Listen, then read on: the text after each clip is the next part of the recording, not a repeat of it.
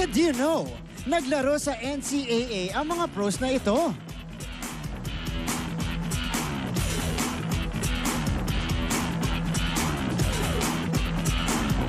At NCAA Power Player, kilalanin!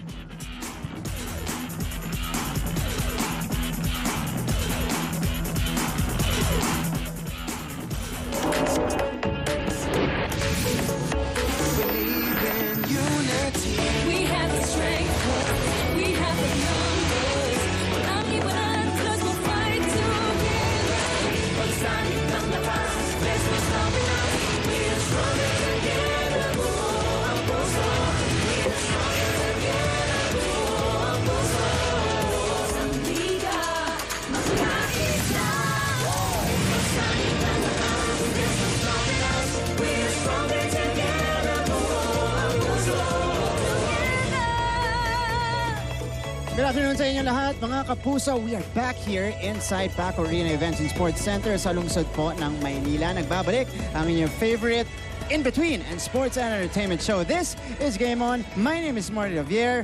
Of the coverage earlier, San Beda and Letran did not disappoint. Our second five-setter of the season. Ang ending po niyan, unang panalo para sa Letran, Lady Knights kontra sa Lady Red Spikers. And that brings us to our in-between show right over here. Kanina lamang nag-perform po si Hannah Presillas. Pero bago tayo tumungo ulit sa ating second game, second volleyball action natin, our second taste for this afternoon. Siyempre, basketball talk muna po tayo. Kasi siyempre, katulad ng headline natin, baka hindi nyo alam na yung mga professional players na ito na ilalabas natin, if i-feature natin, meron pong NCAA roots. Of course, we know all about Scotty Thompson and his roots with Perpetual. Robert Pollock, kakagraduate lang. Justin Arana, nandyan din si Geo Ambokot. Alam natin ang pinanggalingan talaga nila NCAA. Pero yung mga veterano na, ayaw sabihin matanda, baka magalit sila eh. Okay, pero yung mga veterano na talaga ng mga professional players and well-accomplished in the professional ranks, meron din po yung roots sa NCAA. And here, to help me discuss that with you guys, andito syempre, ang magko-cover po ng second game. Working hard today, Mr. Pure business and pleasure, Anton Rojas. Welcome back to Game On, brother. Hey, let me shake your hand first. Okay. Because I'm gonna welcome you to the club. The Pipset Club. Pipset Club. Okay? Woo! I mean, good job, brother. Good I'm job. glad to be here, bro. I'm glad to be here. Okay. Hey, it was a good game, though. It was a peculiar Beda-Letran matchup.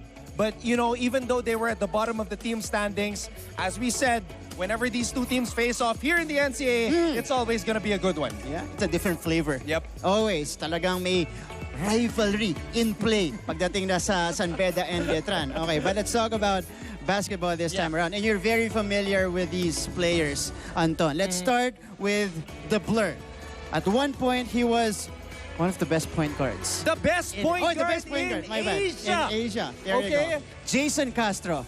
Okay. He was from PCU. He was playing here in the NCAA during the time of Bo Belga, Rob Sands, Coach Ato Tolentino, and let's not forget one of the guys I drafted during our draft during the basketball season, Gabby Espinas. That was a powerhouse team.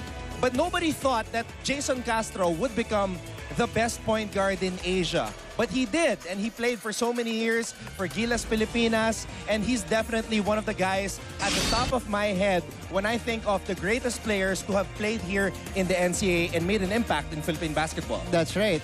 Oh man, that's a high honor to be called the best point guard in Asia. Sa dami ng mga galing, you got the Iranian teams, South Korean teams, but with all of that, Jason Castro, especially with that team that was sent to the World Cup, that epic win against South Korea, the Blur rose to the occasion, and he was in the moment. He embraced it, and he was given that role of a leader by Coach Chot.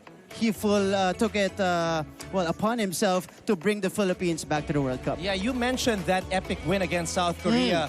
The shot heard all around Asia by Coach Jimmy Alapac. What's very impressive to me is that that team had Jason Castro, Coach Jimmy Alapac, and another guy na galing NCAA, L.A. Tenorio recently. Man, this guy, an Ironman, 700 straight games? 700 straight games in the PBA. My goodness. He's not the type of guy, I mean, just physically. If you look at him physically, he's not somebody that you would think play that long consecutively. Right. I mean, hindi naman siya mukhang RoboCop or anything, but it's just a testament that how he takes care of his body. Basketball is not bodybuilding. Right. It's about eating right. It's about staying disciplined. And that's what L.A. Tenorio is all about. The standard for all point guards. I mean, Robert Bolick, wasn't L.A. there when he scored 50? Right. He said he was inspired when he saw Kuya L.A. play. So L.A. Tenorio, to me, the standard for all future point guards here in Philippine basketball. And it's not like, okay, he plays a full season, 3 conferences for his team, tapos naglalaro pa siya sa national team. This is full-on responsibility of being a basketball player in the Philippines for Kuya L.A. Tenorio, and he continues to deliver and not miss games. Very comparable yung durability nito kay LeBron James. Diba? Grabe mag-alaga sa katawan. Brother, I want to add, hopefully soon, we cover him here in the NCAA as Coach L.A. Tenorio. I'm not saying na gusto ko na matapos yung basketball career niya, but we've seen him already on the bench of Letran. It seems like they're grooming him for his next career. I wouldn't be shocked if he became a coach here in the NCAA. Crossing my fingers. Yeah, he's been an assistant for the last couple of seasons for the back-to-back champions sa Colegio de San Juan de Letran Knights. That is Kuya L.A. Tenorio for you guys. But from one legend to another, and a man that we know very well dito sa broadcast panel natin. Dati natin kasama sa broadcast panel dito sa NCAA, the Rain Man, Mr. Ren Retualo. So, katulad ni L.A. Tenorio, nanggaling din siya sa Red Cubs basketball program. Of course, with the late, great Coach Ato Badolato, rest in peace. Definitely a guy that the whole basketball community respects, and all the players that he nurtured throughout his career. Ren Retualo, I remember I interviewed him. Sinabi niya sa akin, I was a dunker. When he was in the NCAA, he was stressing, I was a dunker. But he became the greatest shooter of all time in collegiate basketball. I mean, look at this picture right here. Look at all the good times we shared. You got Ren, you got myself. I don't know who that guy in the middle is. Who's that? I have no that's idea. an NCAA champ. And that tie is a little bit short. I mean, it should be touching the belt. Look at my tie. And of course, you got Mikey and you got Kuya Andre. That's the normal Mikey, no, not wearing a tie. Oo nga. That kayo meron. Okay. But that's Kuya Ren for you. One of the greatest shooters, the greatest shooter in collegiate basketball. In collegiate basketball, brought many championships for the green and white. Okay. And lastly here, we've got Mr. Paul Lee, who was part of a very formidable lineup in high school nung naglalaro siya sa San Sebastian. When you were covering game number 1 of the finals, I was sitting close to a teammate of Paul Lee's when they were playing in San Sebastian, si Eric Salamat. Grabe, ang lakas ng team nila. But when you think about San Sebastian, you think about Ryan Buenafe, you think about Yutian Andrada, Bringas, Almon Vosotros. Grabe, sobrang lakas. Yes, Rafi Reyes. Yeah, right? Rafi Reyes also was there. So Paul Lee, to me, one of the craftiest and most intelligent guards that we have in Philippine basketball right now. He's like the Allen Iverson to me, because he's also a trendsetter, itong si Paul Lee. And if I remember correctly, Anton, dahil nga ang lalaki ng mga pangalan na kasama niya dun sa San Sebastian team, he was just a complimentary piece to the entire championship puzzle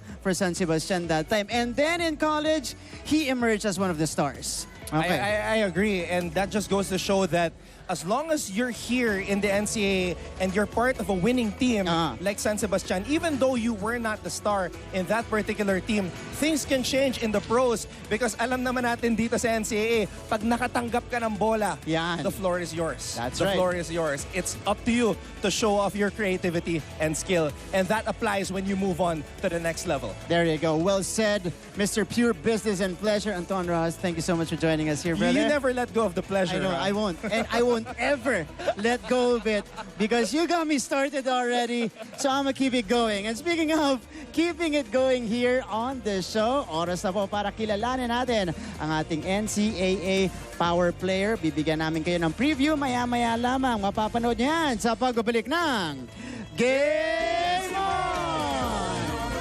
We are stronger together.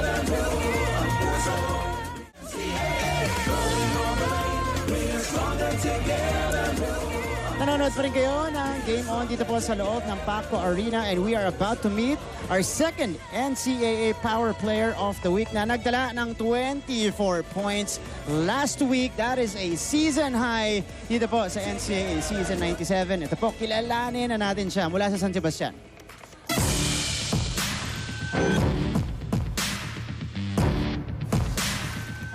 23 kampyonato na ang naipanalo ng San Sebastian College Recoletos Lady Stags sa kasaysayan ng NCAA Volleyball. Hoy, sinet mo sa kanya kanina pa. At sa likod ng tagumpay ng kanilang volleyball program ay ang legendary coach na nagsisilbi rin bilang ama ng mga players. Si Cara Acevedo Ong at Gratzel Soltones ay ilan lamang sa napakahabang listahan ng mga dating manlalaro ni Coach Roger Gorayev. At ngayong season, may bagong ginagabayan si Tatay Roger. Reyann Cañete! Ni Santos. Off speed! Tubong Sagay City, Negros Occidental, ang opposite hitter na si Reyann Cañete. At grabe, ibang klaseng lakas din ang dala nitong batang to. Good hit. Regalo! Pati yung 3-time defending champion ng liga, hindi napigilan ang atake ni Cañete. And what a powerful cross-court by Cañete. Going to Reyann Cañete. Emilio. Season. At back set. Cañete. What a good drop ball. After the first 7 match days of the tournament, Reyann Cañete has emerged as the #1 scorer of the league, averaging 17 points per match. And with the likes of Kat Santos, Tina Marasigan, and Setter Vea's season on the same team, the Lady Stags are starting to look like the San Sebastian of old. And again, backline to Cañete. And what a powerful cross-court by Cañete. But if this storied school were to go all the way in NCAA Season 97, they're going to need all that they can get from their new ace, our NCAA Power Player of the Week, Reyann Cañete.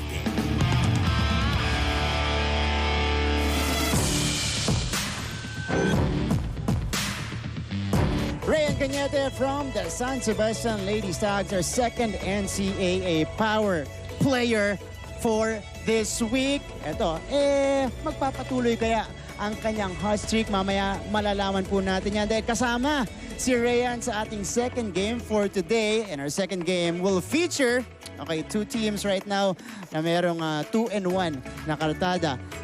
Lady Bombers of JRU galing sa talo kontra sa San Sebastian Lady Stags, squaring off in our second game today.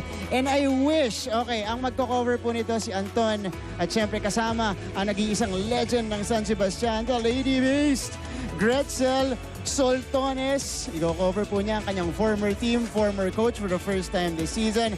I'm hoping for another 5-setter for these two. Okay, let me claim it here. Joke lang.